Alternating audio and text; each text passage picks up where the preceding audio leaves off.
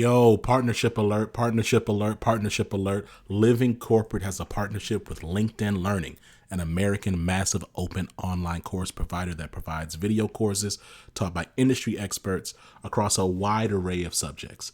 Now, the partnership is because Living Corporate has courses on LinkedIn Learning focused on diversity, equity, inclusion for leaders, career professionals, and anyone really looking to upskill themselves and be better allies. So make sure you check out our courses on LinkedIn Learning by clicking the link in the show notes. And let's just say you don't want to do that. When you go to LinkedIn Learning on LinkedIn, search Living Corporate. We'll be right there. All right. Peace.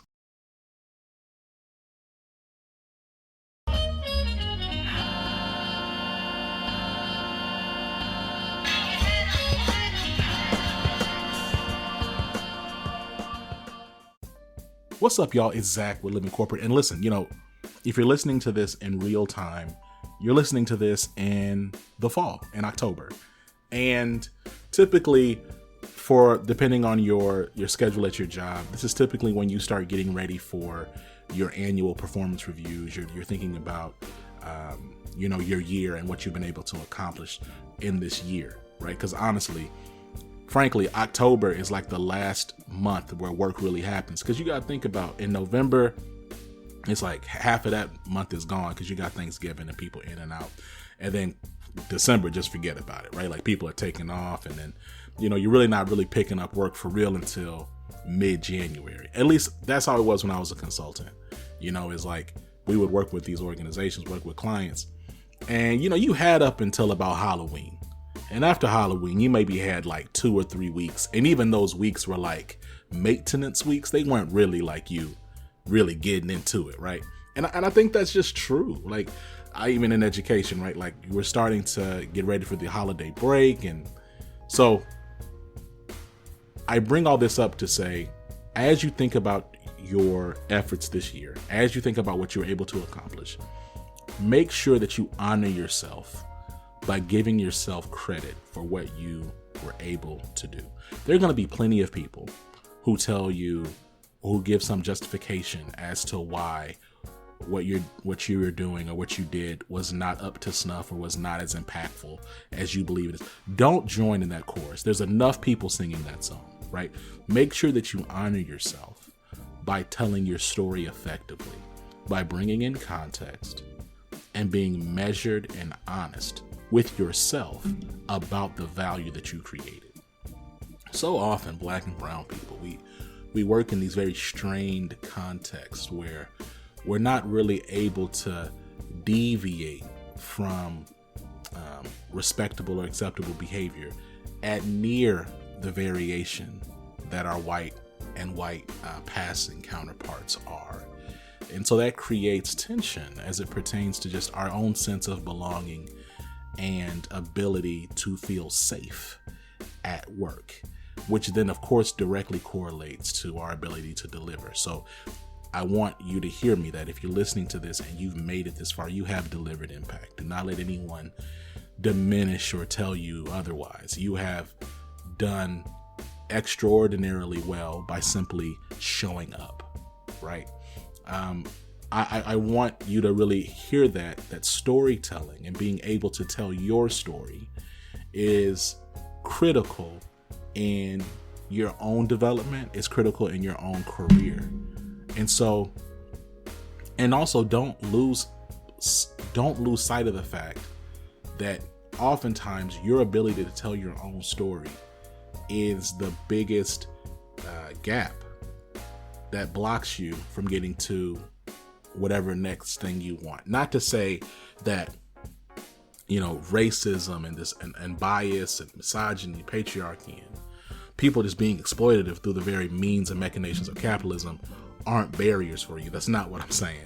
What I am saying is that your ability to tell your story and tell it to the right people, if you have those right people around. Again, some of this just has to do with privilege and luck, who can then understand your story and then retell it at the tables that you don't have access to, will benefit you greatly. And so I don't want you to lose sleep I don't want you to lose sight of the fact that storytelling in this moment and honoring yourself through effective storytelling by telling your own story is paramount for your own success, right? Whatever that success looks like for you. It doesn't matter. Irrespective of how you define success, you being able to tell your story will be a critical part of you achieving that success. With that being said, I'm really excited about the conversation we were able to have today, what I'm bringing to you today, that we're bringing to you today. Aaron, clean all that up, my fault. That we're bringing to you today with Meesha Brown, who is the president of PCI Media. Now, for those who don't know, PCI Media is it's an organization focused on combining the power of storytelling and technology for social change around the world. They partner with all types of global and international organizations. Meesha Brown, who is the president of PCI Media, she has this unwavering commitment to education as the foundational means to empower people to realize their own potential and also just to realize the potential for global impact. And so I really appreciated our discussion. You'll probably hear me gush a bit with Meesha, because I think similar to Jacqueline, just a phenomenal communicator and someone who I could just tell, some people, they come in or at these interviews and they kind of just hit their points, right? And that could be for various reasons. Maybe they're just new, they've never done a podcast before, so they're nervous. Some of it is they're media trained and they're gonna, not really kind of stray away from the 2 and the 4 on the 10 and 2 on the steering wheel. And then there are other people who come in and they just have real authentic conversations with you. And I felt the authenticity in our discussion, and I was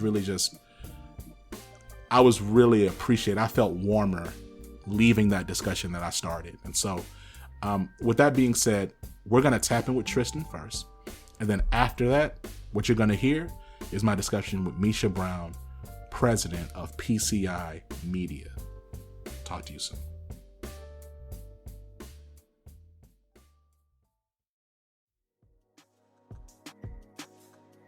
What's going on, Living Corporate? It's Tristan, and I want to thank you for tapping back in with me as I provide some tips and advice for professionals.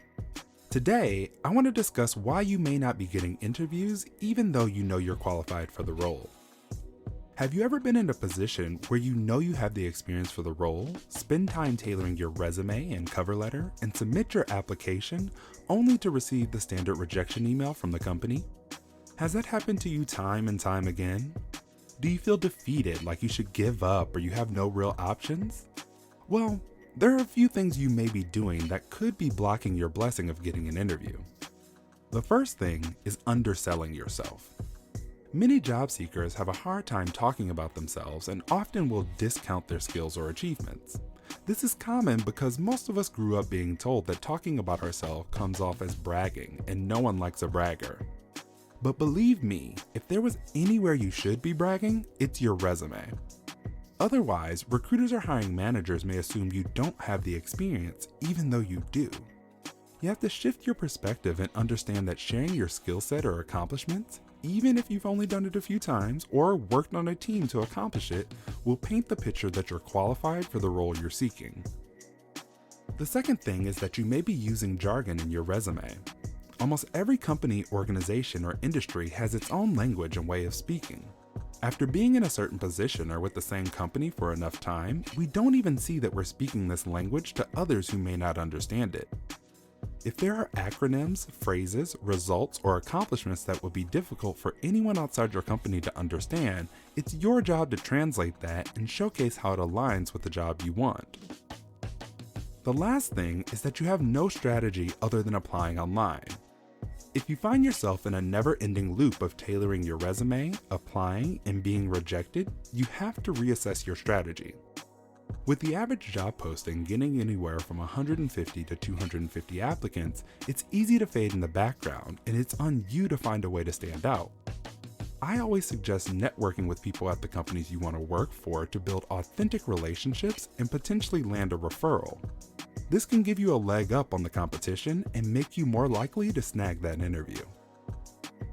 This tip was adapted from an article in Forbes titled Why You're Not Getting Interviews When You're Qualified by Adunola Adeshala and was brought to you by Tristan of Layfield Resume Consulting. Check us out on Instagram, Twitter, and Facebook at Layfield Resume, or connect with me, Tristan Layfield, on LinkedIn.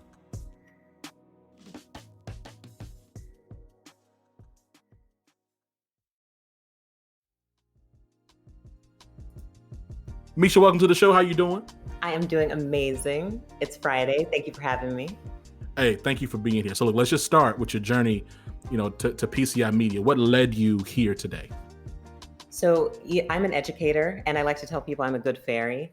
And what we do at PCI Media marries both of those things. We help people learn through the magic of storytelling. So, I'm in my happy place. It's interesting because like Live in Corporate, we believe the same thing.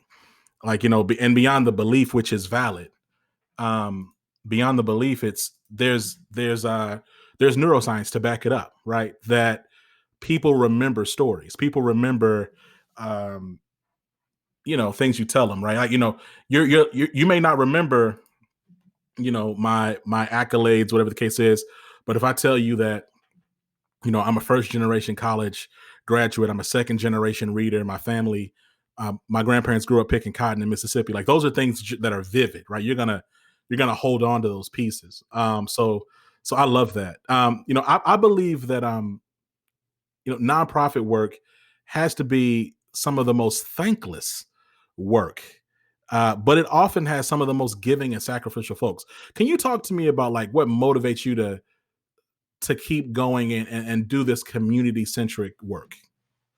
Oh, man. I feel like I am who we serve. That's me. Mm, I grew up one of 11 kids in West Texas with a single mom. okay. I grew up in the US, but I've carted my own water before. Mm, I've spent a lot of nights without things that people and days would consider basic necessities. And it was because there were people in my life that helped me understand a different story about myself mm. that I am here today.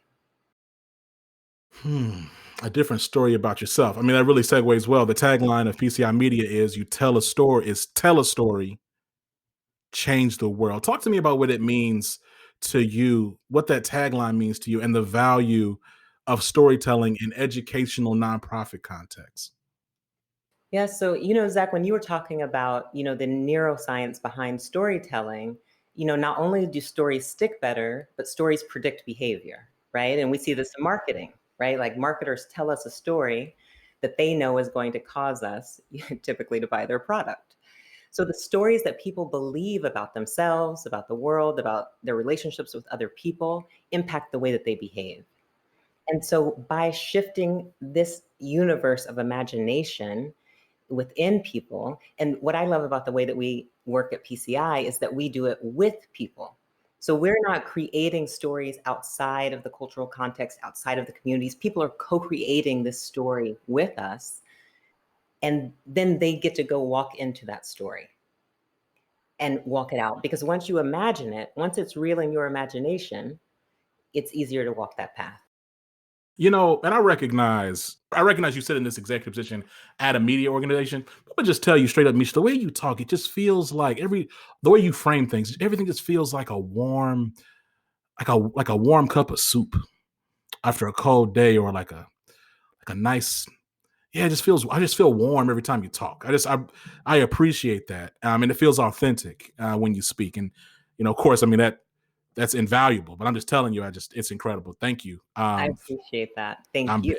No, listen, I give it where it's deserved. All right. So now look, these past 12 months, they've been particularly challenging for a lot of us.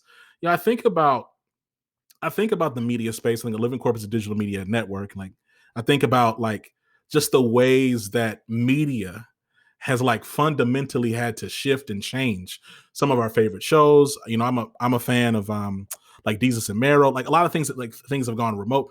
Like talk to me about how PCI Media has adapted, if at all, over the past year and a half or so. Yeah, definitely. So a couple of ways, well, first of all, let me just tell this one example. So we're in our 6th season of a show called Negro, Black Gold, and Internaves is sort of a spinoff, radio dramas all across Mozambique. We partner with UNICEF and Radio Mozambique and the Ministry of Health. And this radio drama airs on like 150 radio stations all over the country. People call in. There's a call-in component where they call in to share their own personal stories related to the issues that are going on in the show. It's amazing. Like 70% of people are changing the way they live, right? Fathers talking to their daughters about sex, people going for prenatal visits. I mean, it's amazing what is happening here in the show. And then COVID happens, and the production team can't meet to produce the radio show. Like the actors can't get in a room together. And this went on for a couple of months. And then we started getting photos where they are in these larger halls, everyone's socially distanced, masked, shielded, but they had to find a way to get together to keep this content on the air. And so I think in all of our productions, what we found really early on, like most people in media, we understand the power of our work, and the team has been amazing in just finding creative ways to keep it moving. It's incredible because it's like in this season where folks have been more and more distanced. It seems as if there's there's an even higher capacity and appetite or desire for stories, right? Like because the ways that we typically connect in person, we don't have those in the same ways. Yes. And so we're trying to figure out ways to supplement. Yeah, go ahead. And it's like, make it make sense. That's what a story does, and especially in this time of complexity. And I just have to go on this little tangent and say, come on. The big issues that I have about the COVID response in the US, especially for people that we know have been historically marginalized and have a lot of reasons to be suspicious about a lot of things that are going on, understandably, there was not the attention given to making it make sense that needed to be there. And so we do need it. Like everyone's world is changing. We're not working the same anymore. We're not gathering the same anymore, as you said. The market's all over the place. And I think people are really craving the coherence and the comfort, that a story provides. And so you gave the example, and I mean, around just trying to figure out ways to be innovative and collaborative to keep the story going. What's something else that you're just really proud of PCI Media the last year or so? So so the other, and I'm going to go to East Africa again. Let's Talk campaign partnered with UNESCO, UNFPA, Save the Children, SAF-AIDS, great team of partners. We were already in the middle of running this 21 country campaign called Let's Talk. Let's End Early and Unintended Pregnancy. And we had a distribution plan that really expected people to be able to come together in community settings because we wanted to facilitate conversation. And then COVID happened and schools shut down across the region. People were at home. And around this issue particularly, that creates more of a risk for girls to become pregnant early. They're not in school, they're at home, either unsupervised or with people in their community that are going to do them harm.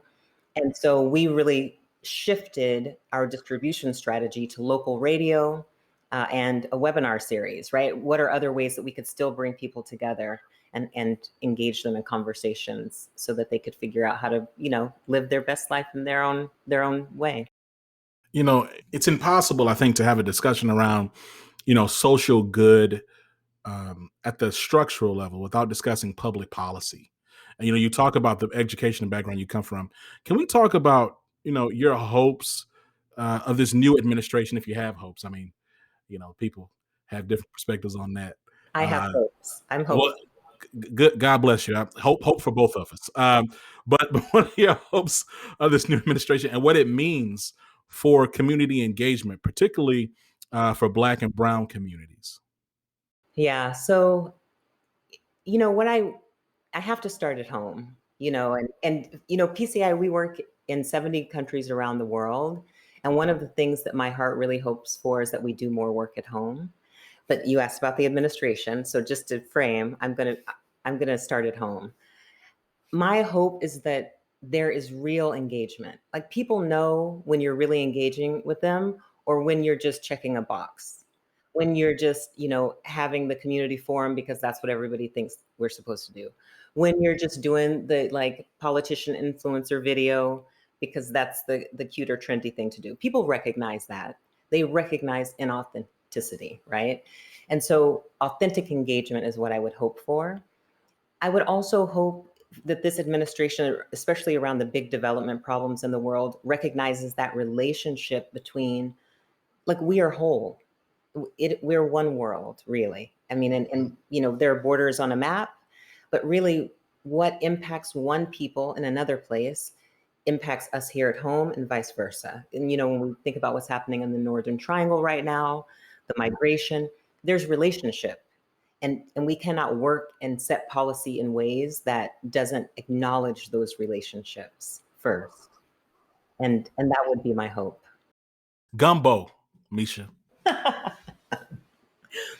I'm hoping. So, and I'm gonna keep speaking into these things with love. It's really the way that I orient to the world. And sometimes it takes a little longer to be heard and to penetrate because people are respond to, other forms of engagement a little differently.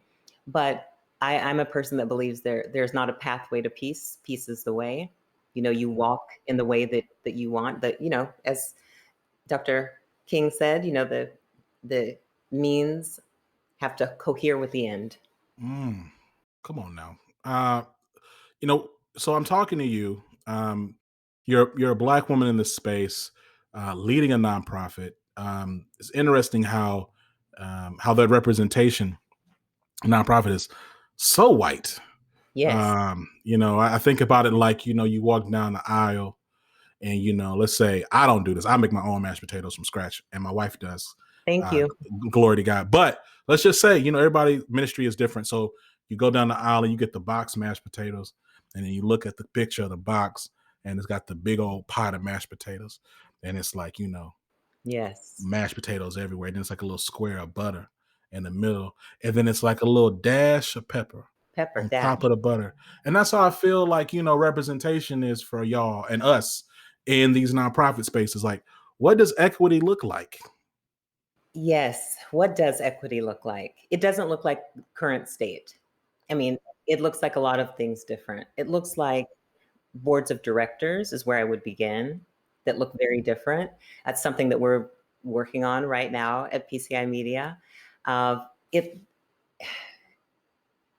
think leadership is one thing, but I think across the space, we need to be asking ourselves, what is the talent track? Like, if we're thinking about nonprofit work, I think of it as vocation. I think about public education in the same way. And I think just as we're, concerned about STEM pipelines for Black and brown people, we need to be saying, where are all of the spaces where our communities need to be represented? And how are we helping people understand that there are pathways into these places? And the boards of directors are a big place where this begins. The other place, I think, because the nonprofit world really responds to funders, is philanthropists can do a lot of good work by making it part of their funding requirements that diversity, equity, and inclusion work in nonprofit organizations is part of the funding requirement. So yes, we're funding you for this program. And while you're at it, we also expect you to work on this. Your organization is too homogeneous and you need to work on that. And we need to start holding each other accountable just from day one on those issues. Come on, accountability. I tell you, folks don't like that word, Meesha. They don't like applying it, No. Goodness gracious. Anyway. But, they don't like it because this is my theory. And come on, give it to me. Because I come from public education, we are big on, big on accountability. But I think there are different ways to hold people accountable. And I do really believe in accountability with love. I do. I believe that accountability is not about blame. Accountability is not about exclusion. Real accountability is about strengthening. And if that's not how it feels, then it's not accountability. It's abuse, it's something else, but it's not accountability, because real accountability is about how do we make this better for everyone. That's the question that drives it. Ooh. Yeah. Goodness gracious. Woo. Okay. Look, I told you we weren't going to tarry long. All right. I wanted to have this time. Let's look at the next 12 months. What are you most excited about? Like, give me your top 3 things. Oh my goodness, what am I most excited about? So I am most excited at this very moment about PCI Media's engagement in the Partnership for Central America, which is a public-private partnership in response to Vice President Harris's call to action in the Northern Triangle. It's just like work that people need right now. So I'm so excited about that. I'm also excited about a series that we are launching with the Universal Healthcare Foundation of Connecticut. As I mentioned, we're really working to expand our work in the US. So that's really exciting. And universal healthcare, of course, is a topic that's very important to Black and Brown communities. So, but also learning some interesting things, where people are saying, and again, I said we do our work with people, we tell our stories with people. People are saying things like, it's hard for me to get behind universal healthcare because I don't like the healthcare that I have now. And if you're telling me I'm going to get more of that, if I'm going to get more of that dismissive structure that's not for me, I don't want it. So, really doing this work in places that helps us to reframe the way that we think we're going to organize our life. And I think COVID has really opened up some spaces for us to do that across the board. Well, Meesha, I got to shout out, a few things. First of all, shout out you, shout out PCI Media, shout out the educators, and also shout out to people like you leading PCI Media, thinking about things in non-colonialist and imperialist frames. Like, that's really important. And, I just want to thank you for being a guest here. We consider you a friend of the show. And look, you're welcome back anytime. Oh, please. I would love to have more conversations with you. Oh my gosh. Well, you can't see it, but I am blushing. So thank you. Thank you. We'll talk soon.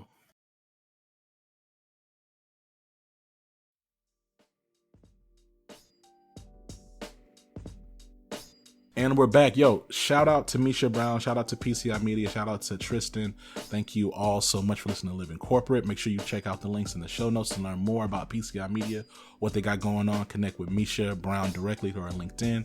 See the link in the show notes. Make sure, if you haven't already, to check out our content on LinkedIn Learning. We have a ton of learning that we're dropping and we're working on in coordination and collaboration with LinkedIn. It's been a pleasure. Really exciting stuff that we're doing there. Make sure you check out our merch at livingcorporate.shop. And if you haven't already, if you're not aware, make sure you're tuned into our series with LiveRamp. All right. That picks up again. You actually should next week, but you also should be able to check out a blog this week that we dropped, right? So just shout out to the whole LiveRamp team. Shout out to everybody, man. Like straight up, like this is a season of gratitude and reflection for me, as most falls are. As Michael Scott said, I find fall to be the most contemplative of seasons. Oh boy, hilarious show. Anyway, give us 5 stars on Apple Podcasts. This has been Zach. We'll catch y'all next time. Peace.